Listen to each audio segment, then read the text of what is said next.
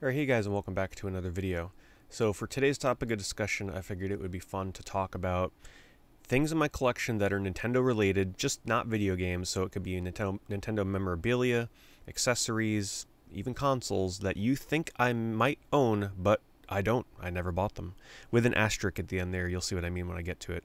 So while you're watching this, I want you to think about things in your collection that most people would expect you to own if it's a Nintendo item, and leave it down in a comment below. Maybe it'll make me feel a little less bad about not owning these 6 things in my collection that you think I have or had and never had or never bought. So number 1 is going to be, I still, to this day, you have my word, I have never bought or owned an amiibo. I know, it's surprising, right? PeteDorr, he loves his toys and collectibles and merchant memorabilia. And yes, this even means that I still do not own the Sonic the Hedgehog amiibo.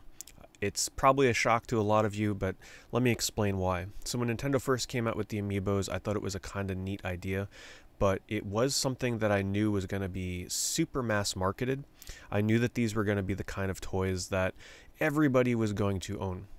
And the thing is, Nintendo did a really nice job on packaging amiibo. They had really nice card backs.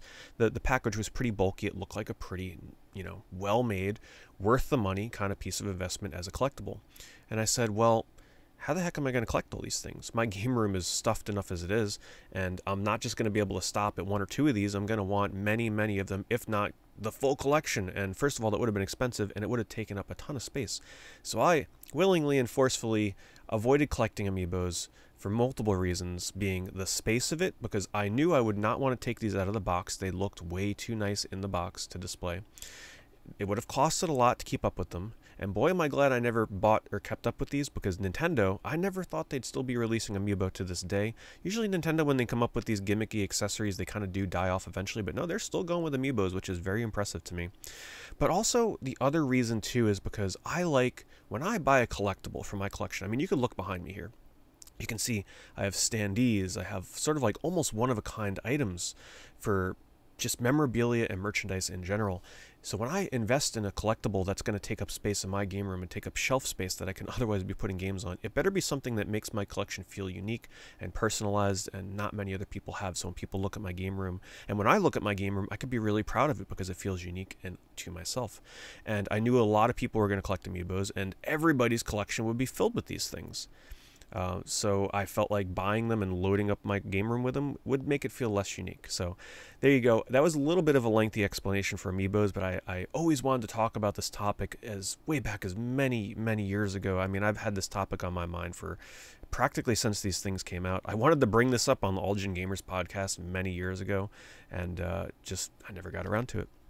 So moving on to number 2. Now this is the one that has the asterisk, because it is something that I do own now, but you will be shocked that I never owned this thing while it was new and relevant, and that is the original Game Boy.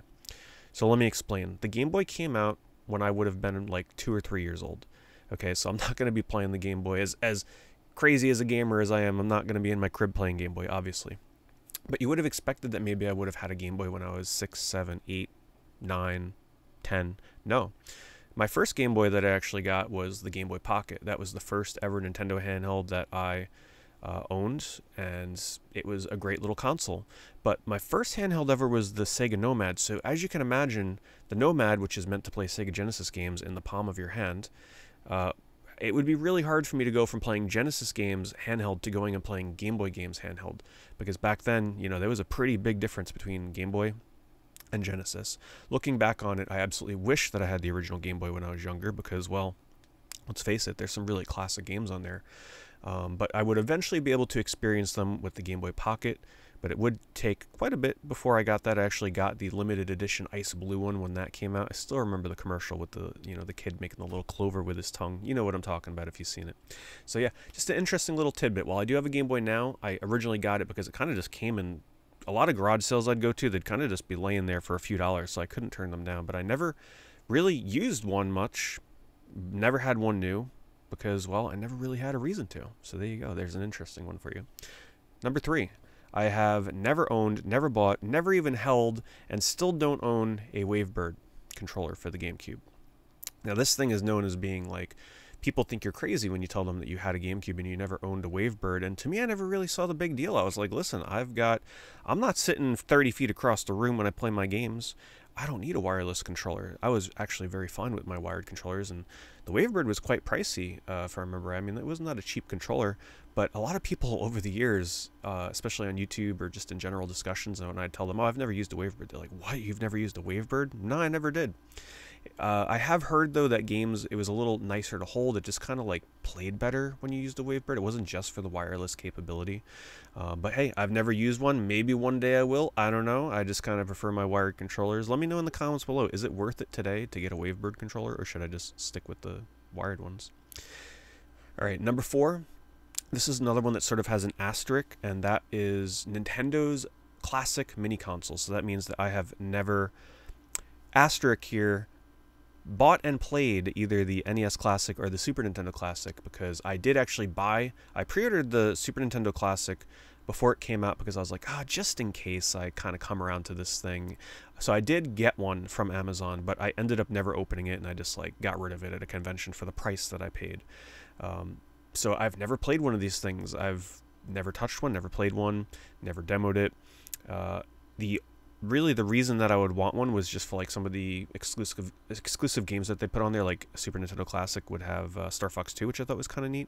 But at the end of the day, I didn't really need these. They're cute and all, they're convenient, but most of the games that are on there I kind of already have already. And even the ones that I don't have, I don't know, I just never really had a desire to play the classic versions. However, I will say if they come out with an N64 Classic, or really a classic for any of their other consoles, Virtual Boy, Nintendo, hello, that would be like perfect.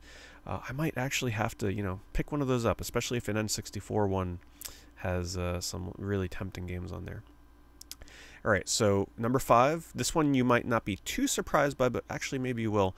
I've never played, touched, or owned, or demoed, or anything, a Super Scope for the Super Nintendo.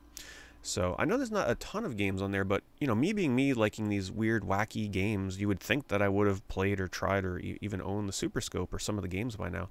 But no, I've never played any of the games on there. I've never even tried a Super Scope. So let me know in the comments below. Is it worth it for me now to get a Super Scope these days? Are the prices of these games or the Super Scope itself worth it? I would have to set up a little CRT for it, because these days I actually just use an HD TV for all my retro stuff, because most of the retro stuff I own now is there's HD modified versions that you can easily play on HD TV. So I would have to hook up a CRT for it, but let me know if it's worth it in the comments below. And the last one here is one that, once again, me being into the quirky, weird games that I'm into and like accessories, you would think that I might have actually owned some of these, or at least own them even though I haven't played them. But no, I've never owned e-reader games, or I should say I've never owned any e-reader cards or used any e-reader functionality with any of my Nintendo stuff. So there was quite a few decent games too. I mean, you had Pokemon games, Mario games, and they had Animal Crossing. There were quite a few decent games that used e-reader, and I love collectability stuff, and I love the idea of e-reader, and I'm actually kind of surprised at myself that I never actually got an e-reader. This is probably one of the ones I'm most shocked at myself. So maybe these days I'll actually get some someday. I don't know what the prices are on e-reader cards. I'm actually probably a little scared to look, so let me know in the comments below once again if getting e-reader stuff these days is worth it. And well, I kind of just almost thought of one off the top of my head here, but I guess I'll just throw it out there. Link cables. I just thought of this one off the top of my head. This was not one that I came up with before the video, but it just kind of occurred to me that I never really owned any link cables for any of the Nintendo handhelds for like the Game Boys and stuff. Heck, I'm not even sure. I think the only thing I ever did with a link cable was maybe trade a Pokemon for like the original Game Boy, but I'm not even sure if it was my own link cable. So yeah, just a crazy last little tidbit there. Apparently I don't think I've ever bought a link cable on purpose. So there you go, guys. I hope you enjoyed this video. Just a fun little topic. I hope you've been enjoying my daily uploads. This is day number 7 of a daily upload from me. So if you guys are enjoying it, leave a like. It lets me know that you appreciate, my consistency here with my uploads, and I'll keep doing it for you guys as long as you keep watching, keep commenting, keep liking, and it really means a lot to me with your positive comments. So thank you guys. I won't go on too long. I'll see you in the next video. Have a good one.